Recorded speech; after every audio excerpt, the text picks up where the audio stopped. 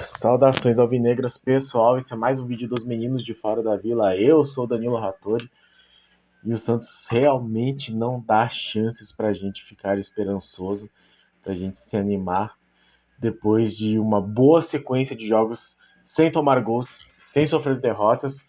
O Santos emenda aí uma sequência de duas derrotas muito ruins, jogando muito mal.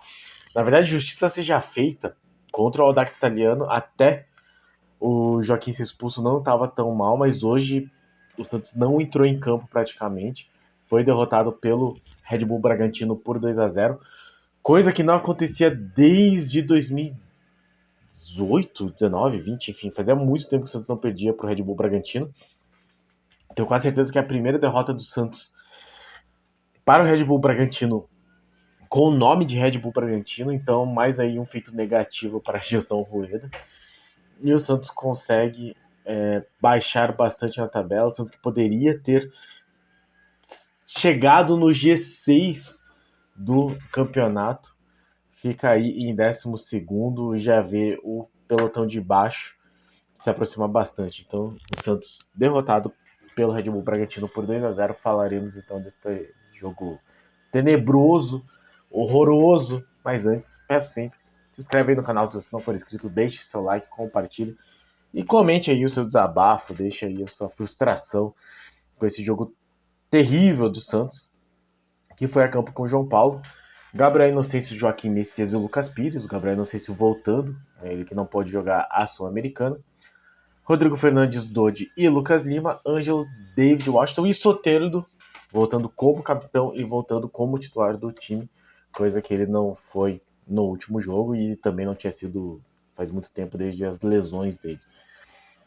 O Santos que começou claramente dando a bola para o Red Bull Bragantino, e até aí nenhum problema. O problema não é dar a bola para o Red Bull Bragantino, o problema é não fazer uma pressão na saída de bola, que o Santos não fez. O Santos recuou demais e basicamente deixou o Red Bull Bragantino se aproximar da própria área, da área do Santos, sem conseguir fazer a tal da transição, errando muitos passes, muitas jogadas na defesa.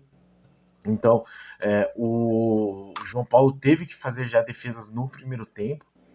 E uma bola muito parecida com a que gerou os gols do Cruzeiro. Principalmente o primeiro gol, foi uma jogada muito parecida com o primeiro gol que o Santos tomou do Cruzeiro. O jogador do Red Bull Bragantino lançou a bola cruzando toda a área do Santos e o Vitinho, que é o que marcou o gol, recebeu livre, a ponto dele conseguir matar a bola e chutar, e ninguém chegou. Eu não sei se era o Gabriel Inocêncio que estava na marcação, mas não conseguiu chegar, deu espaço para ele conseguir finalizar, e aí numa distância muito pequena ele conseguiu chutar bem o bastante, forte bastante, bem direcionado o bastante, para que o João Paulo não conseguisse fazer a defesa. Nesse meio tempo o João Paulo já tinha feito algumas defesas boas, depois disso ele ainda fez uma defesa muito, muito, muito boa, numa outra bola em que sobrou de novo para o Vitinho também, nessa mesma jogada de inversão de bola do outro lado da área, né, pegando a direita da defesa do Santos e sobrando pro atacante do Red Bull Bragantino, o João Paulo, fazendo uma boa defesa. Então esse primeiro tempo o Santos praticamente não entrou em campo, não conseguiu atacar, não conseguiu chegar no gol do Red Bull Bragantino, e no intervalo o Odair Helma tentou tirar o Rodrigo Fernandes e o Lucas Pires para colocar o Camacho e o João Lucas. Eu quase entendo a substituição, porque o Camacho teoricamente poderia dar uma ocupação melhor do meio de campo, nesse sentido, mas o João Lucas, acho que a entrada do João Lucas seria para proteger melhor essa defensiva do lado direito, que estava tomando muito dessas bolas. O Santos toma o segundo gol aos 30 do segundo tempo, basicamente no mesmo tempo, mas antes disso o João Paulo já teve que fazer algumas defesas, principalmente na sequência do minuto 7. O João Paulo fez algumas defesas absurdas, o que já mostrava que o Santos não estava conseguindo neutralizar os ataques do Red Bull Bragantino e nem se fazer presente no ataque. Então o Santos não teve nem posse de bola, 41-59 para o Red Bull Bragantino. 9 finalizações, só uma finalização no gol e nada que levasse realmente perigo pro Red Bull Bragantino. Aos 20 saiu o Soteldo para entrar o Daniel Ruiz. E o que aconteceu, na verdade, até o gol do segundo gol, que para mim praticamente matou a partida, foi muitas tentativas do David Washington, algumas chegadas do Soteldo, mas total ineficiência do ataque e falta dessa pressão, né, dessa marcação pressionando a saída de bola do adversário. Só para constar, então, 1 minuto antes do segundo gol do Red Bull Bragantino, que foi uma bola cruzada na área, o David Washington saiu para entrar o Bruno Mezenga, e aí, quase 10 minutos depois, já perto dos 40 minutos do segundo tempo, o Ângelo saiu para entrar o Patati. Então o Santos, que vinha aí de uma sequência boa de 4 jogos sem tomar gols, toma 2 gols de bola alçada na área, né, contra o Audax Italiano, e de novo toma 2 gols de bola alçada na área contra o Red Bull Bragantino.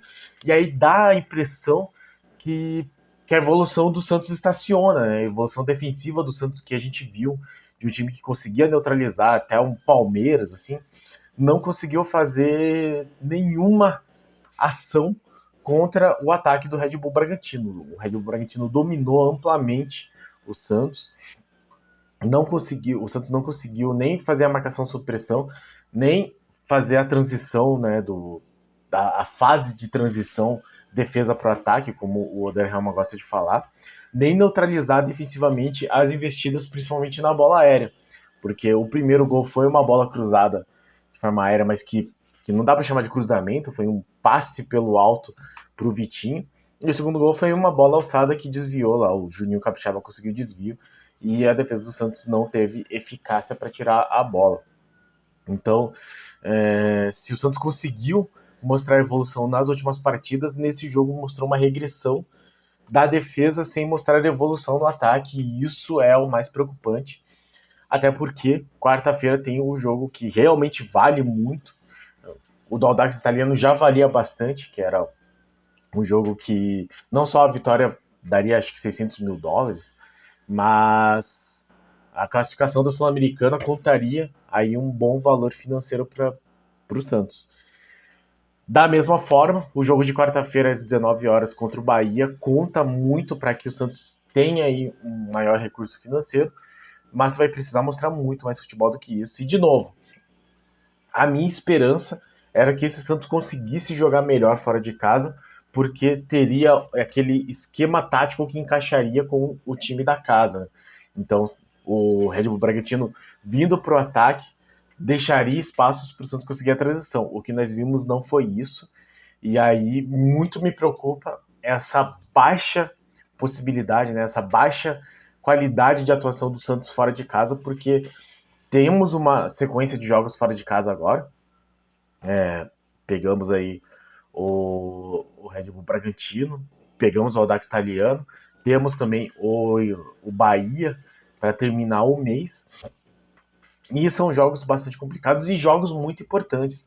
Esse jogo do Santos poderia ter deixado o Santos no G6, isso me deixa triste pra caramba, mas o do Bahia vale a classificação para a Copa do Brasil e é muito importante que o Santos consiga essa classificação até para ter algum tipo de valor aí, né, de retorno financeiro dos investimentos que vem fazendo nesses jogadores. O Joaquim não foi barato, se for comprar o Soteldo também não vai ser, então o Santos precisa dessas classificações, estar melhor colocado no Campeonato Brasileiro e passar de fase na Sul-Americana e na Copa do Brasil. Na Sul-Americana já sabemos que é muito difícil, pelo menos passar do Bahia é necessário, mas com esse futebol será muito difícil. Um jogador bem rápido aqui, mas vai ser assim, uma nota baixa para todo mundo, quase. João Paulo, bem. Ele não foi na segunda bola, mas eu não acho que tenha sido culpa dele. A primeira era muito difícil, foi quase a queima-roupa, a falha da defesa. Na segunda bola, é a bola que talvez o goleiro tenha que tomar uma decisão. Talvez ele tenha tomado a decisão errada de ficar esperando, mas é uma bola muito difícil. então não vou aqui colocar a culpa do João Paulo em nenhuma das duas. O Inocêncio, principalmente o lado direito da defesa do Santos, para mim falhou, principalmente no primeiro gol, mas diversas vezes durante a partida, em especial no primeiro tempo. Eu não sei se a responsabilidade é toda do Gabriel Inocêncio, mas alguém tinha que estar marcando de maneira mais aproximada o Vitinho, e ninguém fez isso. Eu não sei que jogador que era, não sei se era o Joaquim ou se era o próprio Gabriel Inocêncio, mas marca nitidamente a distância o Vitinho na hora da finalização, dá espaço para ele, na hora que vai chegar não chega interrompendo o chute, e dá muito tempo para ele conseguir matar uma bola que não era tão fácil e ainda finalizar. Então essa defesa do Santos eu vou deixar assim uma nota bem negativa para todos eles, Inocêncio, Joaquim, Messias, Lucas Pires na parte defensiva. O Rodrigo Fernandes mal, tanto que ele foi substituído no intervalo, assim, mas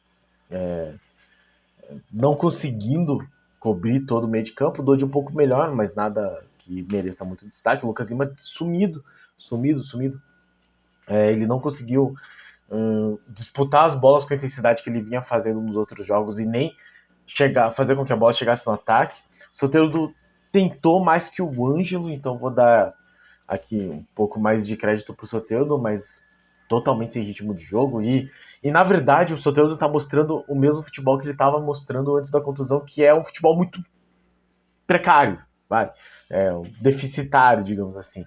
Teve um lance que eu senti assim, que poderia ter dado certo, que foi um passe que, se ele consegue dar o passe da maneira correta, na medida correta, pegaria o Ângelo entrando livre na área. Mas o jogador do Bragantino interrompeu a trajetória da bola. Então, foi uma decisão, foi uma execução ruim do Soteldo. David Washington também tentando, mas parece que ele vem sentindo aí a pressão desses últimos jogos. Então, o jogo contra o Palmeiras, eu senti ele um pouco afobado nas finalizações. Dessa vez ele segurou um pouco a bola demais, assim, em alguns momentos que ele poderia ter passado a bola, não passou. O Camacho, achei ok, assim, né? Pelo menos ele tentou dar uma avançada, mas pouco. O Daniel Ruiz teve aqui um pouco mais de intensidade, eu até achei, mas também faltou finalização. O Mezenga eu acho que brigou bem, eu até achei que ele teve muita briga, mas ele é aquele centroavante cabeceador que não vai dar futuro, assim, se não tiver uma boa armação de jogada que faça a bola chegar nele com qualidade. O João Lucas nem vi em campo direito, e o Patati muito menos, até porque ficou pouco tempo em campo. Com esse resultado, o Santos é ultrapassado pelo Bragantino também, fica com 11 pontos na 12ª colocação. Já terminou a rodada, então o Santos vê a zona de rebaixamento se aproximando. Tinha mais times entre o Santos e a zona de rebaixamento. Agora o 17º é o Goiás com 7 pontos, só 4 pontos de diferença para o Santos. O Vasco tem 6 pontos, o América Mineiro tem 4, o Curitiba tem 3. A sorte do Santos é que esses times que estão abaixo, principalmente América Mineiro e Curitiba, estão fazendo um campeonato assim, muito digno de rebaixamento, o que já tira algumas vagas da zona do rebaixamento. O Santos precisa ficar melhor do que Cuiabá, Bahia, Goiás e Vasco para não ter nenhum tipo de preocupação. São times que já perderam, inclusive, para o Santos nesse primeiro turno, né, casos de Vasco e Bahia. Mas isso significa também que o Santos terá que tirar pontos dos times que estão acima dele, e não foi o que o Santos conseguiu com a Red Bull Bragantino. Muito preocupante esse resultado. Freia totalmente qualquer sentimento de evolução que o Santos estava tendo antes, de uma defesa sólida, da melhor defesa do campeonato. Então, já não é mais, inclusive. Então ficamos aí vendo se o Santos consegue se acalmar, pôr o time em ordem, para ter uma melhor atuação contra o Bahia na quarta-feira. Vamos ver o que o Odair Hellmann falará nessa coletiva, mas eu estou bem desanimado para ver essa coletiva. Eu estava muito esperançoso que o Santos conseguisse, dentro das circunstâncias que se apresentaram, mostrar um futebol melhor do que foi, na verdade, próximo do que foi no começo do jogo contra o Audax Italiano, e a gente viu, na verdade, o pior que foi naquele jogo, que foi o final da partida, assim, o Santos perdido, ineficiente, sem conseguir segurar os avanços, dando muito espaço na sua própria defesa e sem pressionar no seu campo ofensivo.